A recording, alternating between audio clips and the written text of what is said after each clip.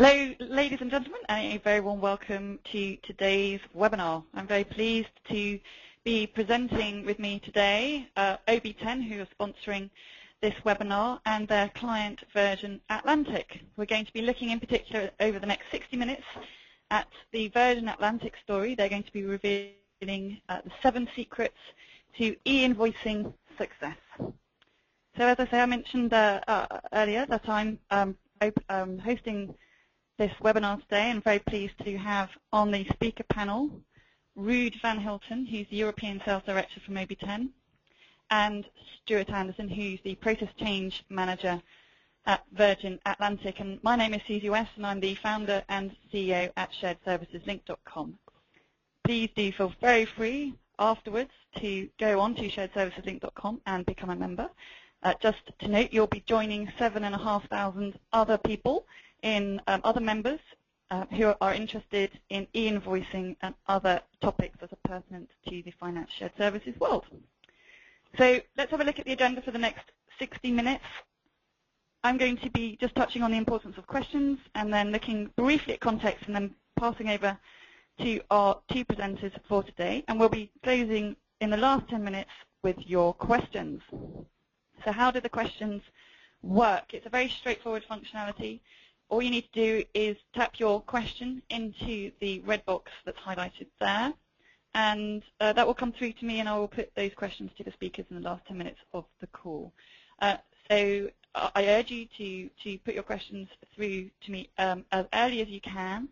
The sooner you get me the questions, the more likely it is they will be asked. And make sure that you do stay online for the Q&A. As I mentioned, that's in the last 10 minutes of the webinar.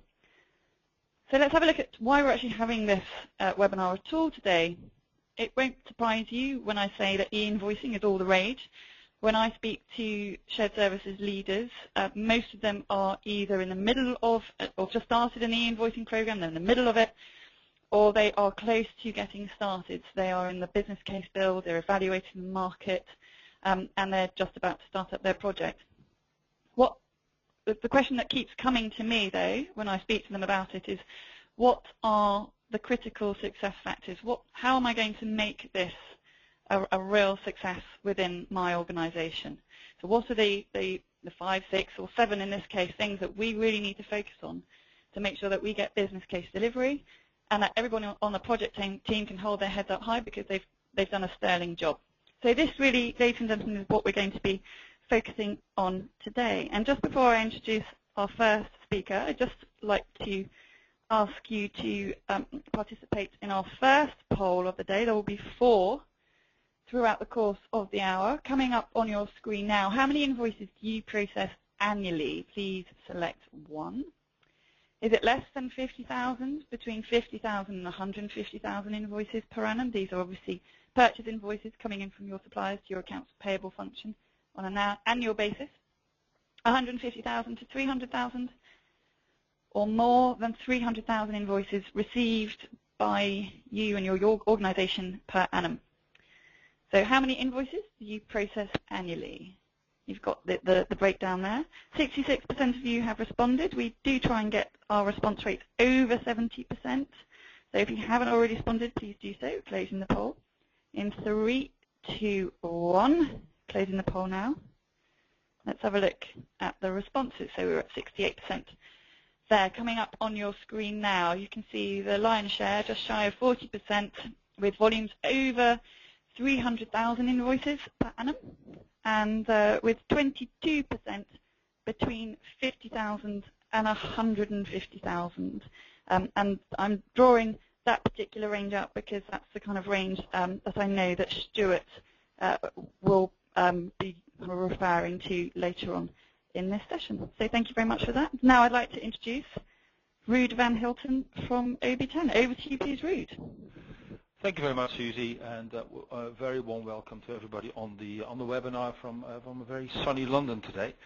As Susie said earlier, e-invoicing is all the rage, to quote Susie verbatim. Why is that? It is primarily because of the promise of substantial savings, a significant business benefit that people realize automated invoice process has over traditional paper-based invoice processing. Just very, very recently, there was a Belentis report about e-invoicing and e-billing that just recently came out. You can also get it from OB10 from our website. That actually refers to the potential of these savings. The EU Commission actually has calculated that we can save a staggering amount of money by just moving from paper to electronic, in excess of 200 billion euros. It's not only about saving money from, for instance, mailroom costs or the ability to do this with fewer people. It also supports organizations in meeting very challenging business targets or objectives, such as the ability to have higher PO compliance or days payments outstanding or DSO reductions are very key for people who are considering e-invoicing.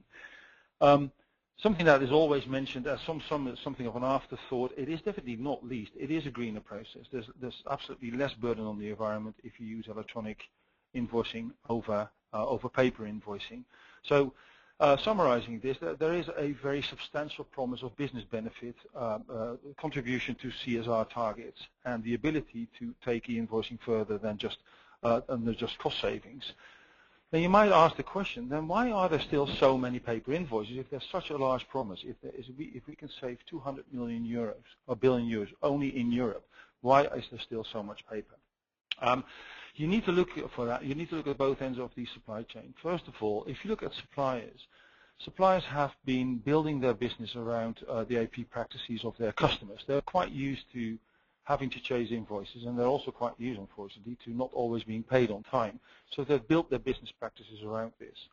At the same time, suppliers are quite concerned about maybe having to change their billing systems to meet requirements that their buyers may have for invoice processing or invoice receipt. The last thing they want to do is to continuously change their billing systems or their ERP environments to meet differentiating customer requirements.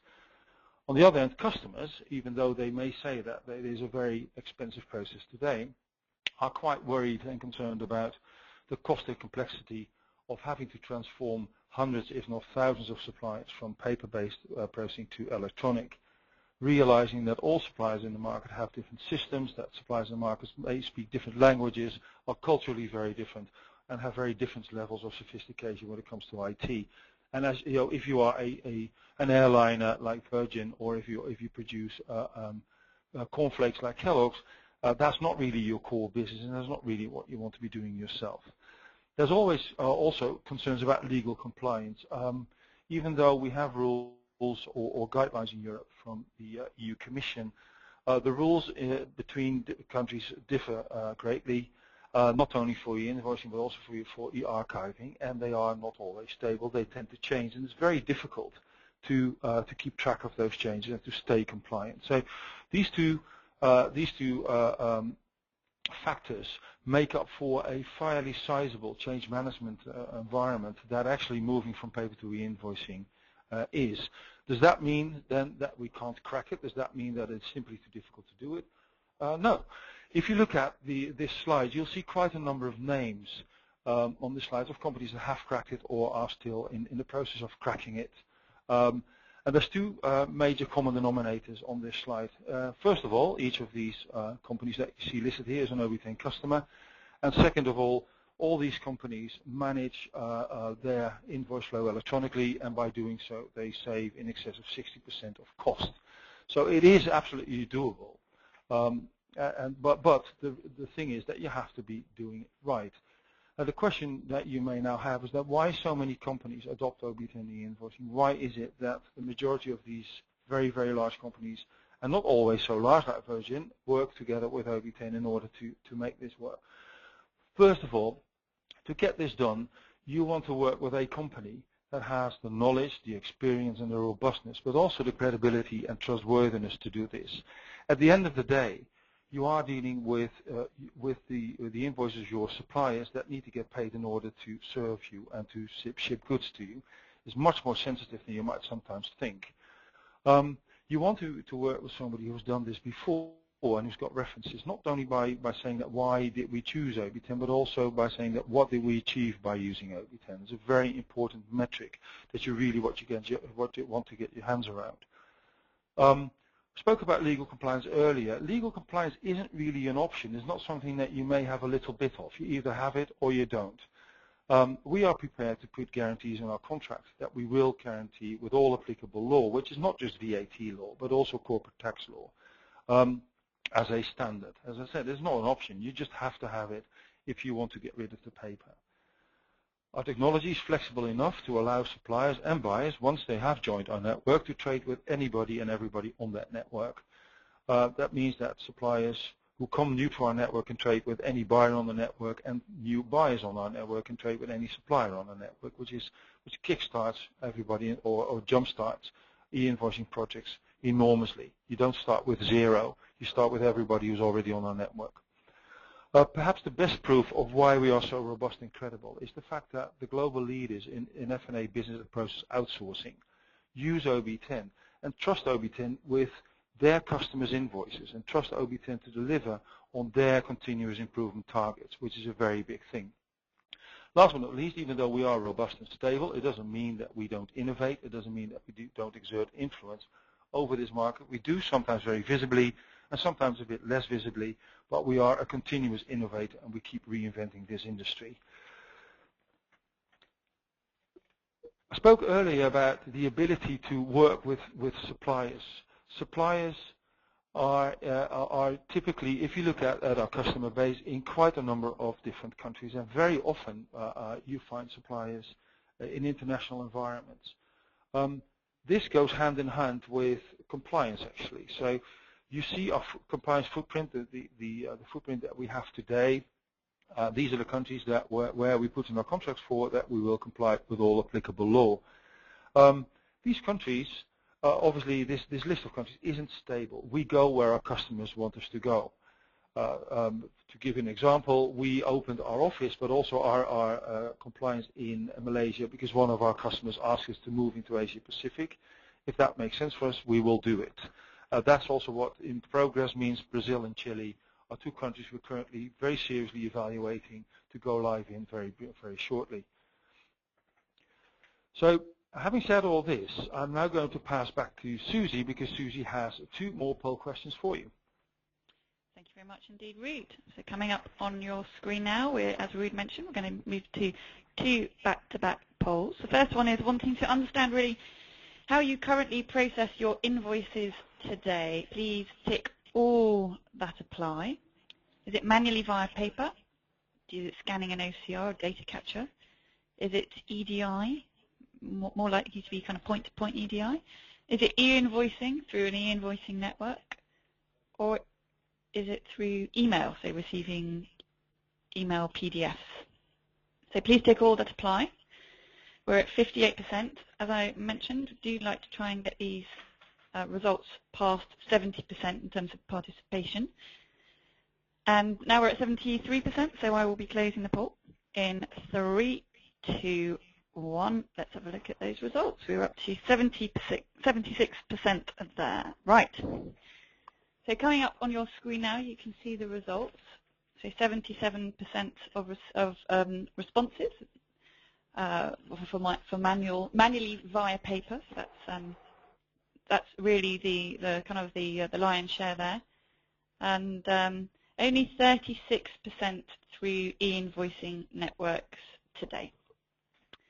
Thank you very much for that. Let's move on to the third poll of the day, coming up on your screen now. So this is focusing more on the future of your invoicing activities. Do you have a clear business? Do you have clear business goals in place, goals and objectives in place to remove paper from accounts payable today? So please, again, just select the one choice. Yes, you have a case in place and you've already started invoicing. Yes, our business case is in place, but we have not yet started. The case will be defined within 6 months. The business case will be defined within 6 to 12 months. No, we have not yet assessed the goals, and we haven't yet made plans to put the case together. So for those of you that haven't responded, please do so. We're at 65%. And I'll be looking to close the poll in 3, 2, 1. Let's have a look at the results here. 70% of you responded, so thank you very much for that indeed. Coming up on your screen now.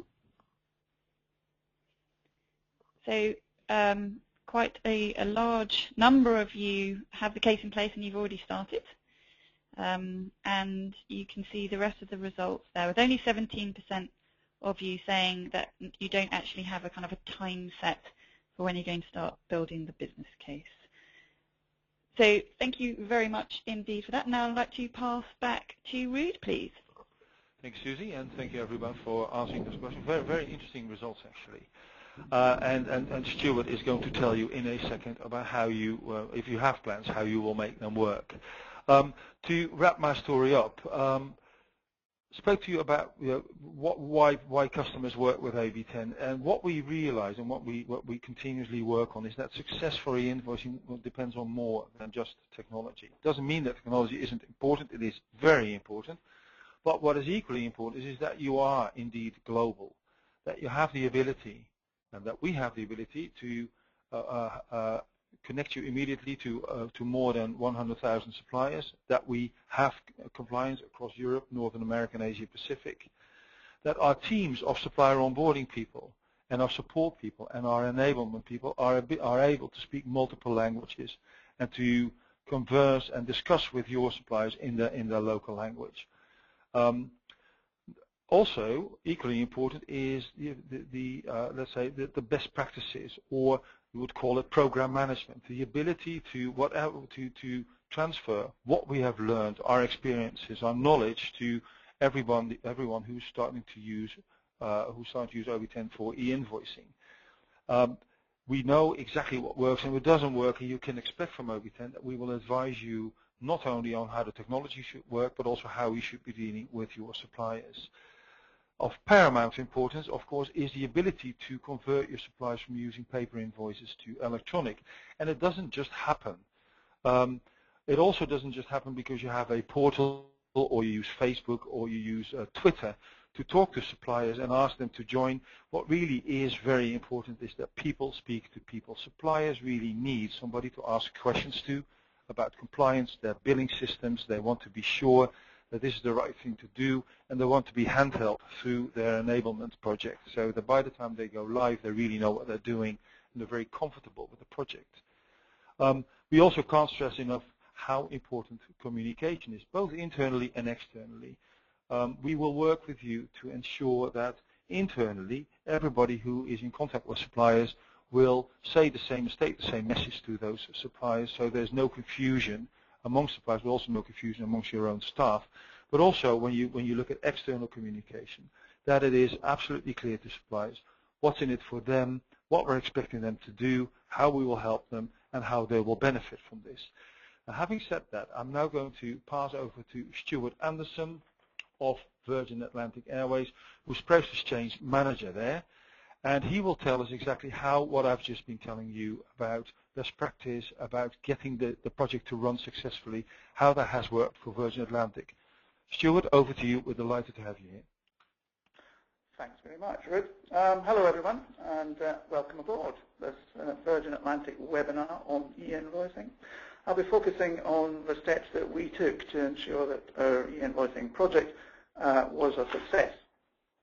Our agenda for the session this afternoon, I'll be looking at who we are. I'll introduce Virgin Atlantic.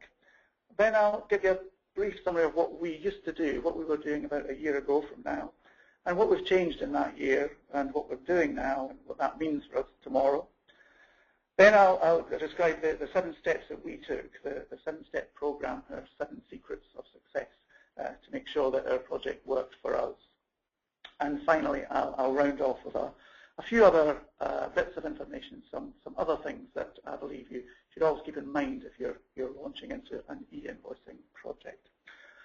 So, start, who are we? Who is Virgin Atlantic? Virgin Atlantic is a long-haul, full-service airline. We have 38 aircraft.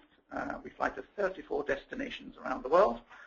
Our newest destinations this year will be Vancouver, Cancun, and Mumbai. So we're all very excited here at the airline about that. And we operate from the UK, from Heathrow, Gatwick, Manchester, and Glasgow airports. In terms of a accounts payable functions, Virgin Atlantic's accounts payable functions, operate in all of the destinations that we fly to. So essentially, we pay bills from everywhere where we have an aircraft landing. But the main AP operations that we have, and indeed the subject of the project that we launched, are here in the UK and over in the United States, which is obviously our biggest destination. Second to the United States, our Caribbean office has the next largest number of invoices that are processed. In terms of a supplier database, we have a database of about 4,000 suppliers, of whom it would be fair to say about 2,500 are active and providing us with invoices on a regular basis. In terms of transactions, we actually process something in the region of 110,000 payment transaction items every year. But that includes things like expense claims that we pay through accounts payable and customer relations checks that we refund through accounts payable, and some other e-invoicing solutions that we have in place already that we pay through accounts payable, and I'll mention them later. In terms of paper, we process about 66,000 paper items through AP every year, and as Susie mentioned earlier, I think the poll suggested that that's going to be interesting to about 22% of the people that are on the call. The 66,000 items, roughly 60,000 here, 6,000 in the United States. The whole of the AP system, including paper and any other source, we pay out about £1.8 billion. And in terms of staffing, we have 11 AP assistants split pretty much 10 here in the UK and 1 over in the United States. Excuse me. So the purpose of those numbers is really just to say, reiterate what Rod was mentioning earlier, that you don't have to be a giant in the AP world to benefit from an e-invoicing program. We're not a huge AP organization, but a good example of a demonstration, rather, of how e-invoicing can work for smaller businesses, and it's not necessarily just for the big boys.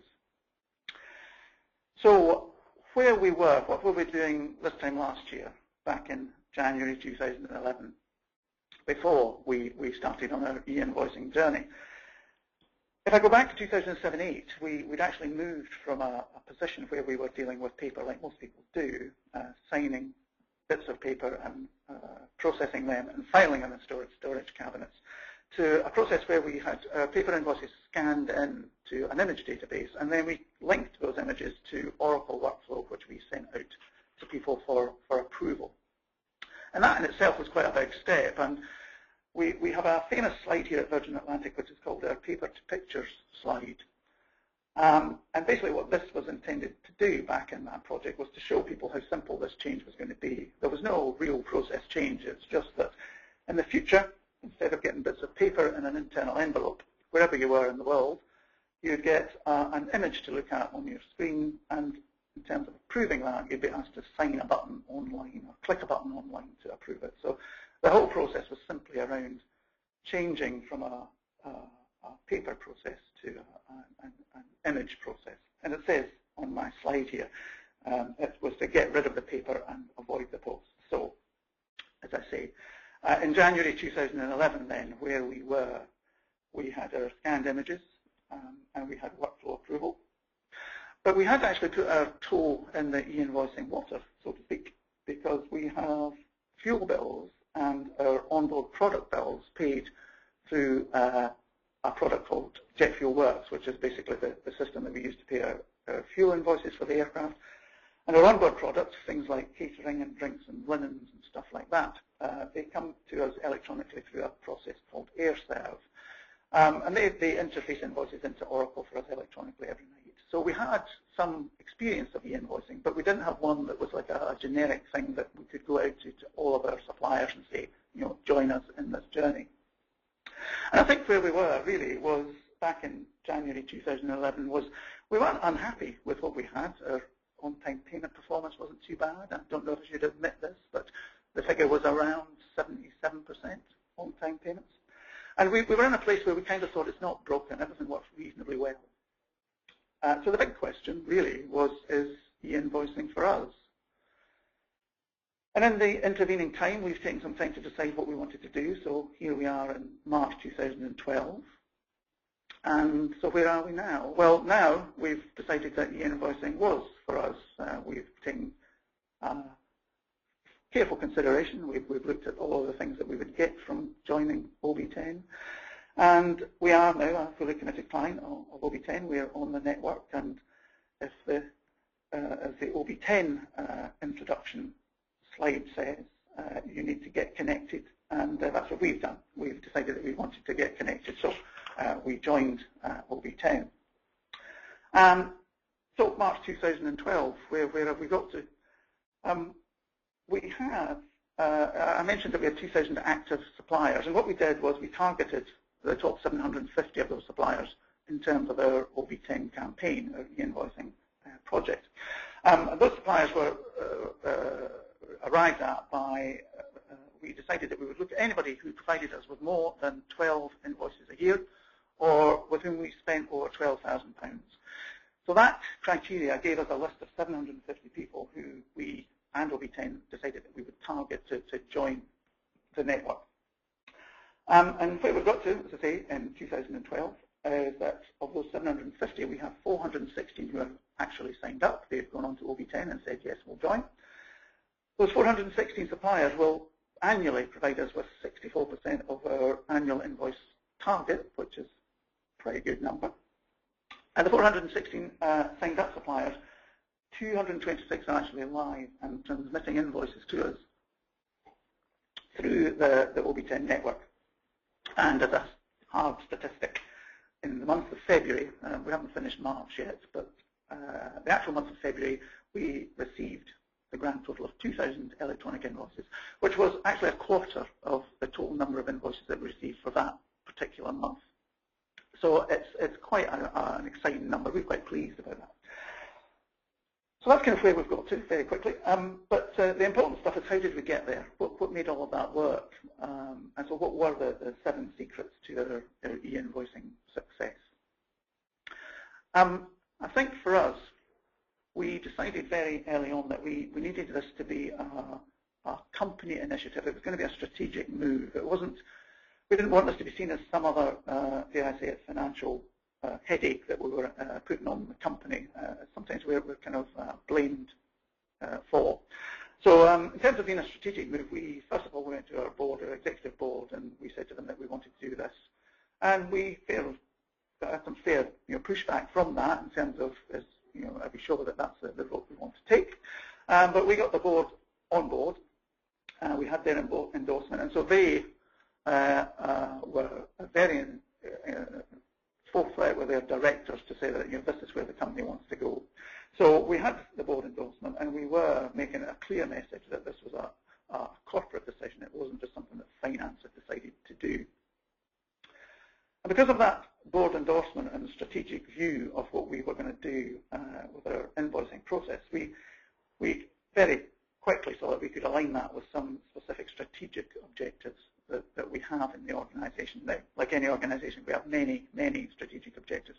But in terms of the touch points for accounts payable, we could continue our processing efficiencies that we have. As I mentioned earlier, we'd already moved to a paper-to-pictures kind of project that we had a few years back, which did streamline considerably the whole AP system, the whole AP process. But we do have some procurement challenges that still exist in the organisation. We buy a lot of things, obviously, on contract. So as I mentioned earlier, we have things where we have invoices for onboard products, and all that stuff's bought at a contracted price. So provided an invoice comes in and goes to an approving manager who knows that contract and can verify that the contracted price has been charged, we're pretty okay with those invoices coming in and just being sent to somebody to approve. For discretionary spend, we're not in such a good place. We are in the unfortunate position that only about 20% of our discretionary spend is pre-approved using purchase orders. And it's something that the organisation wants to turn around. That 20-80 proportion, we want to turn that around to 80-20. And one of the things we could see very quickly, talking to OB10, was that we'd be able to use OB10 and the portal and the functionality in it to make sure that if we decided a supplier was going to deal with us through purchase orders only, then we could build that into their customer record on OB10 and make sure that they couldn't bill us without a purchase order. So it would allow us to meet a procurement objective that we've had for quite a long while. As Ruth mentioned sustainability things earlier on, and people's keen to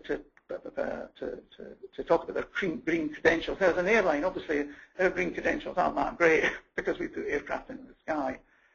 So anything that we can do that allows us to talk about trying to get a greener, we do tend to look on them really favourably. And in terms of sustainability targets, we do have them, obviously. But our little project here is helping us to save trees, and there are 66,000 invoices. The fact that they're not going to be cut down every year means that we'll save, we think, about 38 trees per annum, which is really quite good for the environment. So we have procurement challenges, as I mentioned, which naturally led us to say and conclude that a procurement team would have to be involved in this clearly from day one, pretty much. So we did that. We decided that we'd get the procurement team on board from day one. And what they bring, and what they continue to bring, is a category expertise. They know what we buy, and they know who we buy it from. So we would use, and we did use, the procurement team to exploit those supplier relationships so that we knew that we were going to the right people in those organisations. We weren't communicating with inquiries at abc.co.uk. We had a name to go to, and we could use that name to help us to get that organisation onboarded. And they were therefore the people who were tasked with handling our external communications campaign. And they did that very well, I have to say. So our communications campaign, what we did there, we wanted to make sure that in that campaign that we went out with a fairly strong but not brutal message, I think is what we would call that. So we went with a strong supplier message, I think, is our description. We didn't give people the chance to opt out. There was certainly no, we'd really like you to do this, but if you don't want to, that's okay message. It was very much a message which said, this is Virgin Atlantic. We want you to get on board. We're keen for you to see the benefits that we can get and that you can get by joining OB10. So we've focused on our volume providers when we were doing that, because as I said earlier, I think Ruth mentioned earlier that the success factor in this is volume. So for us, that volume comes from people like the Panasonics of this world and the Boeings and the Airbuses. And just as a specific example, Panasonic, who put our in-flight entertainment on our aircraft, the feedback videos that you watch when you're flying with us, they provide us with 6,000 of those 66,000 invoices a year. So pretty much 10% of our throughput comes from Panasonic. So we have a strong message that we want to send to them, but we do know that we're a business partner with them, so we had to make sure that we approached them in the right way. So we weren't sort of dictatorial, but we were strong. That strong external message, naturally enough, therefore fed through into a fairly strong internal communications message. And for our internal comms, what we did was we went out to all of our directors. As I said before, the board had pretty much instructed the directors in the company that this was coming along, and it was an executive decision that we wanted to embrace. So what we did was we went to the directors' briefings. Like most organisations, the directors will have a head of department meeting probably once a week or maybe once a month.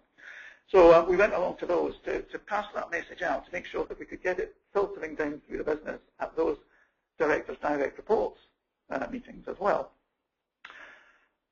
We also designed and built a dedicated intranet site, which is still there. In fact, we update the intranet site every week. We put stuff on there about FAQs, about OB10, a link to the OB10 website, and all of the information that we thought that people could possibly want to ask. We even invented an e-learning course with the help of our learning and development colleagues in HR, which was quite exciting because it involved the staff here in the office who all had their picture taken and ended up being online, so that was quite exciting for us.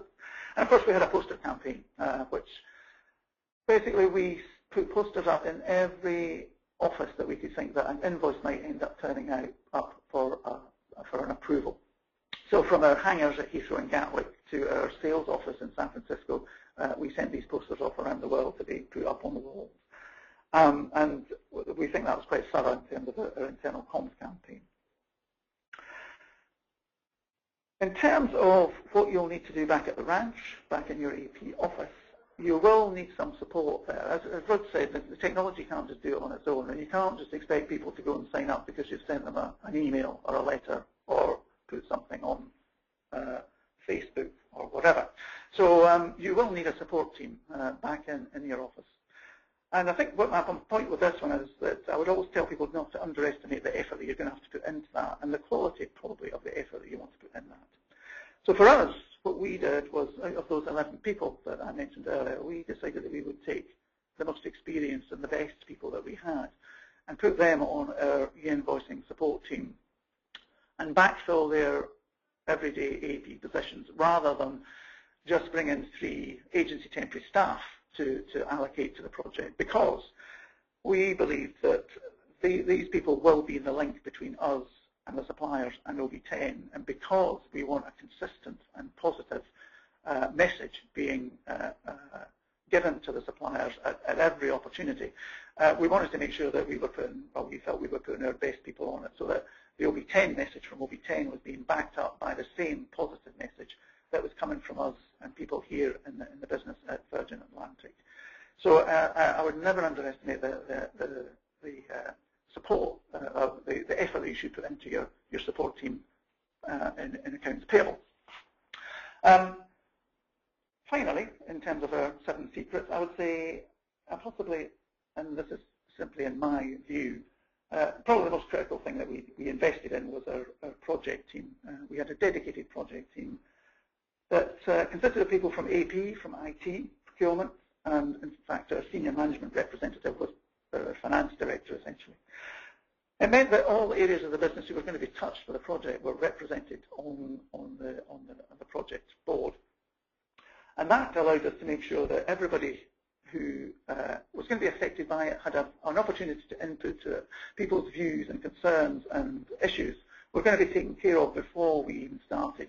And so, some examples of those kind of issues were that with using the procurement guys, I think I mentioned earlier, we could make sure that when we were doing our communications, when we were emailing those letters out to people, we could be sure that they were being sent to a person, and it was the person who dealt with us that was going to be receiving that notification and understanding who we were and what we were trying to do, rather than it ending up in some generic sales inbox or something like that. And that from the IT people's point of view, that it wasn't going to interfere with other IT processes and procedures and protocols that they have in place. So, as I say, what it meant was we got to a place where when the project launched, we were as prepared as we thought we could be. We'd investigated everything that we think we needed to. And it also meant that we were involving OB10 in that project. So we would have regular meetings with them, but we would also have a weekly phone call to our colleagues up in OB10 to go through what's been going on in the project. As I say, that's probably the thing that I think was the most critical thing for us, was making sure that we'd done all that groundwork and we did the legwork up front with that project team. So those were our 7 things that we did. We embraced those things in our program. And the big question then, of course, is how well have we done? The measures of our success, I suppose we would call that. And I think the measure of success is simple. It's we've launched an e-invoicing program, and how many e-invoices are we receiving? So in terms of the number of invoices we receive, we have a graph that we monitor every month. And as I mentioned earlier that in the month of February we've received 2,000 invoices, and you can see it there on the graph. I think we delayed our project start a little. That's why the purple line for July is slightly below the red target line, but that was purely down to that the airline decided to do some more communications work before we actually started. But as you can see, the purple line has exceeded our expectation line every month, and hopefully that will continue. In terms of other measures of success, we'll do a thorough investigation in terms of tying back to our business plan and stuff like that. I think we'll be doing that around about June, July, on the anniversary of the project launch. There's some headline figures that we have in terms of e-invoices that we've processed, other measures of success. Back in January 2011, clearly, obviously the number was nil, but by March 2012, that's the last Friday, we've received 10,275 invoices. So out of an annualized amount of 66,000, we're quite a long way towards achieving that. And the 10,000 barrier was quite a psychological barrier for us. It was good to reach that big number. We put an announcement on our intranet site to say, get this, chaps, we've reached 10,000 invoices. Our on-time performance, I said earlier, was running at about 77, and it's nudging up. We can see that's up to about 79% on-time performance now. And our headcount has reduced already from 11 to 8, and we've already met our target. Our target was to reduce our headcount by 3 by the end of the first year, July 2012, and it's to reduce it to 5, or by 5 rather, by the end of year 3, which would end of year 2 rather, which would be July 2013. So we've reduced our headcount by our targeted amount months in advance of when we should have done it, and we've done that through attrition. I have to say we haven't had any redundancies in this project at all. We've taken the opportunity when people have left just to not fill those positions when the vacancies have come along. So finally, a few things just to keep in mind over and above the 7 secrets that I've mentioned earlier, things that you shouldn't forget in your e-invoicing project. As we mentioned earlier, it doesn't just happen. Everybody in your organisation will need to be on board with selling OB10, whether that's your e-invoicing backup team or your marketing department or your other people in your financial control team. They have to be singing from the same hymn sheet. So when suppliers ring up, we can't have anybody that says, yes, I agree, I don't think it's a good idea. We absolutely forbid that here at Virgin Atlantic. You need to be aware of the RTT status. RTT is a status that OB10 has, which is called ready to transact. So basically when somebody signs up to OB10 on their website, they become ready to transact. But you need to keep on top of that to make sure that they then do go ahead and transact with you. So signing up's not enough. You've got to go back and G them along a bit to say, submit invoices, please. There's a process that we have to follow where people are a bit reluctant to join OB10, and that's called refer to buyer. So OB10 will tackle the supplier in the first instance, but if they're having resistance, they'll look for your help to do that. And we have a structured program called RTB, and we have three referrals where they will refer it back to us for the events where we will then ask the airline representative, somebody in the business that knows that supplier, to get on board and go back to the supplier and say, look, we really do want you to do this. The reason I mention it, it's quite an arduous task for the person who ends up having to do it, because there's a lot of correspondence, a lot of waiting around and so on to get responses and to get those things seen through to their conclusion. You have to remember to include your AP team in all of this, because they see things changing around them. As I said, our February workflow had gone down paper-wise by about 25%, and the AP team who are back at the ranch, they notice that their workflow is changing. So you do have to keep them involved, tell them what's happening. If there is no risk to them, you have to keep reassuring them that things are fine and this is where we're going and not to be worried. But you do have to keep them involved, but principally because when the world does change and you do become a fully fledged 100% e-invoicing organisation, then that will be your business as usual and they will be running that. So you do have to keep them involved for that reason, if not other. So that's it. I'm finished now. Thank you very much for listening. I hope you found that useful. And now I think it's back to Susie for the final poll question of the day. Thank you. Thank you very much indeed, Stuart. So coming up on your screen now, please.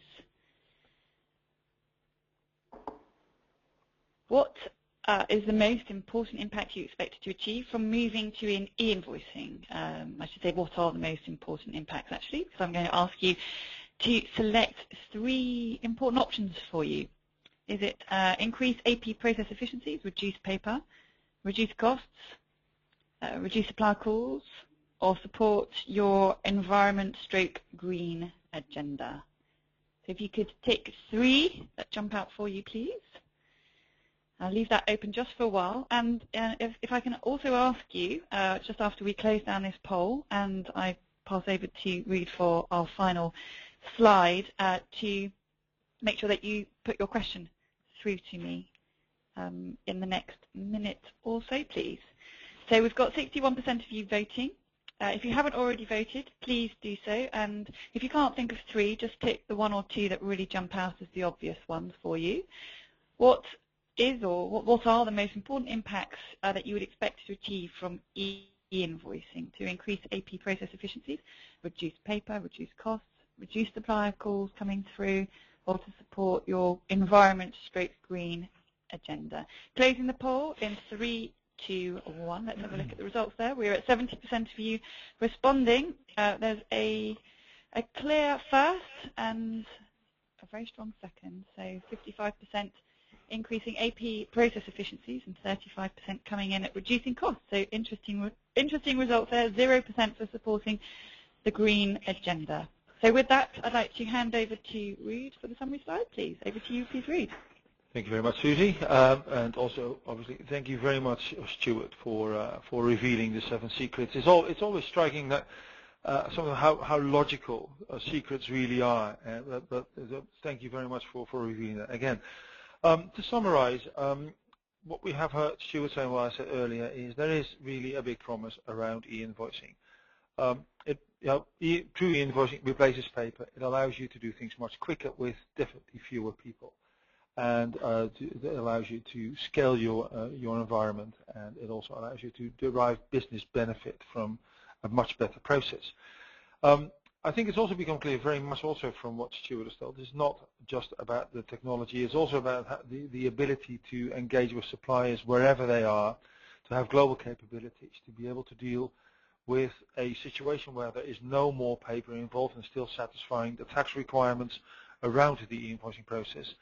And of course, the ability to work from a set of best practices that have been proven, that understands the dynamics of supplier onboarding and supplier enrollment, that manages the technical implementation all the way through to communication, as you said, with very clear messages, but also is very clear about how in a partnership OB10 and you as a customer organization collaborate together in order to deliver on the promise, but also how we build almost like a triangle between suppliers, buyers, and OB10 in the middle, ensuring that everything runs as smoothly as it should. Can't stress this enough. Supplier enrollment is absolutely key. Stuart has chosen to focus his e-invoicing process on a set of suppliers, but normally it really is important to have very low barriers to enter. It means that we shouldn't ask suppliers to make any changes in their billing systems. We should be able to take any file format, any capability they can do today, and if they don't have systems or can't really set up connections, that there is an easy user-friendly portal that they can use to enter information very quickly. Suppliers should be spoken to in their own native language with a very good understanding of their culture. So it doesn't really work to have a set of people here who sit in a call center or that we get from an HR agency. We need a dedicated team, people who are trained, specialized, and skilled in answering questions about tax, about billing systems, and about processes. So having said that, that concludes my bit of this session, and I am going to pass you back to Susie, and I'm really hoping that you have many, many questions. Thank you.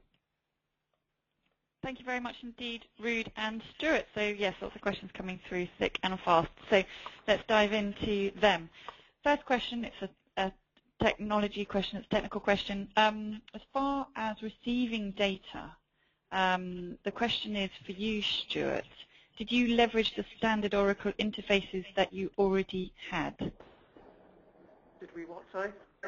So did you build a custom interface to receive OB10 data, or did you leverage the standard Oracle interface that you already had? So this could be a question for you, Stuart, or for you, Ruud. I think that we had to build something, yes. I don't think it just worked. We had to go and look at what was going to be delivered to us. But it comes into, the interface that we get just comes into our standard Oracle interface program manager. So there wasn't any great amount of work involved in that, I don't believe. Okay. Ruud, is there anything that you, sorry, go on, Stuart. No, I was going to say it's quite an IT question. I'd probably not be the best placed person to answer that accurately, I'm afraid. That's fine. I mean, Ruud, in your experience with Oracle users, what's the normal state of play as far as kind of building an interface or just using the the standard Oracle interface? The standard Oracle interface normally should absolutely not be a problem, Susie. It really depends on how you want to receive your invoice and what you want to be doing with those invoices after you receive them. Typically what we'll do, we'll take any sort of connection and we'll do any sort of file format as long as it is structured between OB10 and the customer. But obviously there may be requirements on the customer end that may make them tweak their system to a certain extent, but there's never really any API programming or very difficult coding involved. There shouldn't be. Okay. This is a question for either of you. How do suppliers, maybe for you, Reid, how do suppliers submit the invoices to OB10? Very good question. Suppliers can, well, if we take fairly high-level view, suppliers can submit invoices in two different ways. They can set up a connection between their billing system and the OB10 system. As I said earlier, it is important that we don't ask suppliers to make any changes, that we work with what they can do today. So suppliers can set up a connection between the system and OB10 and any data connectivity they desire, and can send us a structured file in any file format, completely independent of layout, to the OB10 system. That's one way of doing it. Typically, you will see higher volume suppliers use this type of connection or this type of delivery method, although there are no real fixed rules around that. For suppliers who desire not to do that, we have a very easy and user-friendly portal where suppliers can either manually enter their invoice, or if they have many invoices of the same sort, set up a template that will definitely reduce their input time, or convert convert purchase orders into invoices. So again, on a high level, it's either an integrated connection or a web portal environment. Okay, good, thank you. This is a question for you, please, Stuart. What was the most difficult phase that you came across during the journey to convert paper to electronic, and what was the strategy used to overcome that challenge? I think the most difficult thing is it's an ongoing thing. It's getting people to suppliers to believe that it's the right thing. It's a constant thing. We sort of live and breathe the mantra of this is where we need to go and we want you to get on board. One of the most difficult things you'll have to face is getting your suppliers to pay, basically, is the fundamental issue there. And you do have to have a fairly robust script about what you're going to tell them in terms of when I go into the portal, I'll have to pay an amount of money to submit my invoice. And we almost every day we tell people that there are savings that you're going to get, and the other non-financial benefits, to be honest, that they get from joining the OB10 network.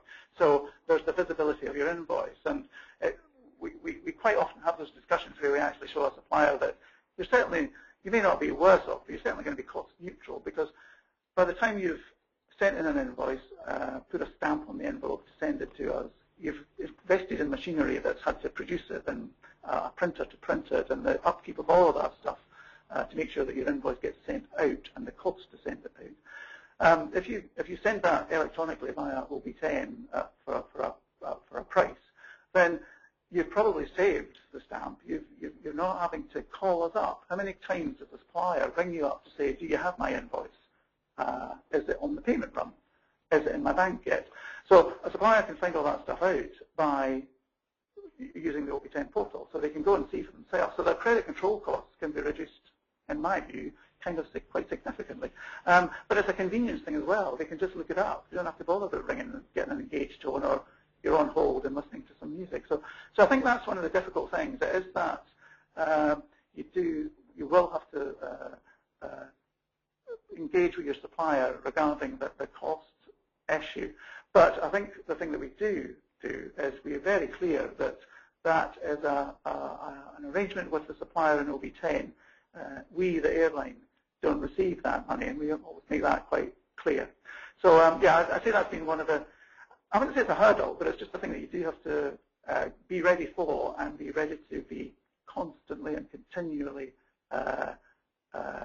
feeding back to suppliers as you get them onboarded. Okay. And Reid, is there anything that you'd like to add to that? It's a good remark that Stuart makes there. At the end of the day, what Stuart makes really clear is that it is really important that suppliers know what they're getting and how they are going to get there. So at the end of the day, I mean, we know that cost isn't always the primary consideration. It very often seems to be, but it needs to be very clear to suppliers what they're getting, where the benefits sit, and how they are going to be helped to get to the stage where they can actually transact electronic invoices to the buyer. And Stuart's absolutely right. There's so many benefits that are very specific to OB10 that suppliers will be getting from using our network, the ability to trade with any buyer on our network, but also, as Stuart said, the full visibility of the invoice, where it is in the supplier's organization, and all that information is readily available on the network 24/7. Okay, good. Moving on, because we've got quite a few questions here. Question for you, Ruud. If you can try and give me a relatively brief answer, so we've probably got about 7 more questions to go through if possible. Can you explain how OB10 eliminates the paper invoice and yet still still complies with the EU requirement of paper invoices being the contract of payment?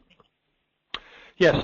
So if we let's not go into individual countries, because that would obviously take far too long, and you wouldn't have any more questions on. There are rules that apply to electronic invoicing. These rules exist on quite a number of different levels. They may exist on VAT level, they may exist on signature level, they may exist on the level of corporate tax law. What we need to do as OB10 is to make sure that all these rules live on our system, are continuously maintained and checked for their rightness, for their accuracy. And by applying those rules, we make sure that we can generate a human-readable invoice, which functions as a tax artifact. So whenever you get an auditor wanting to see your books and wanting to see your supplier invoices, what they will be looking at is at that human-readable.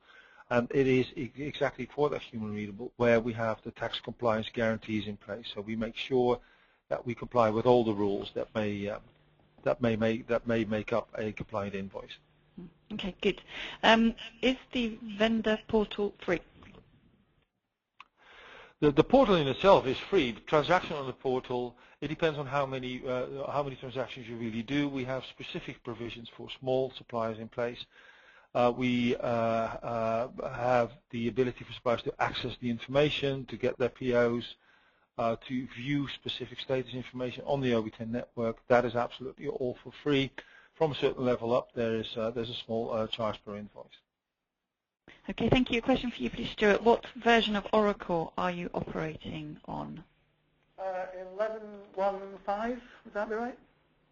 We're just about to move to 12, so I think it's 11.5.1. Okay, good. Thank you very much indeed. Moving on. For image creation and invoice OCR data capture, okay, I'm actually not going to ask that question because it just takes us slightly off track. Okay, moving on. You were talking about the fact that you had Panasonic as a key customer, a key supplier of yours, and it was important that they came and bought 6,000 invoices. Did you actually meet with them directly? Well, we didn't. They're based in the United States, but we do our engineering. I mean, it's one of those things about getting everybody on board with the whole process from start to finish. So our engineering colleagues have a monthly supplier conference call with Panasonic. So you know, they were bringing the subject up when they were talking to them. So Panasonic were an integrated supplier because they were going to be providing so many invoices. And I have to just say, just quickly, that the really big guys, they don't really care about the integration costs. They don't see that as a big expense as long as they get their invoices delivered promptly. So yes, we had to engage with Panasonic for quite a while, I have to say. One of the things I would say is that I'd say that American organizations seem to have been the ones that we've struggled most with. But we've got Panasonic on board. They are transacting with us, not all of their transactions, but they have started, and we are looking to have them fully transacting with us probably certainly by the end, middle of April, I would think, we'll have everything coming through. And that's going to be, that graph that we looked at earlier, that's just going to shoot right up because there's going to be, 500 invoices a month will just be added to that right away, so that will be good.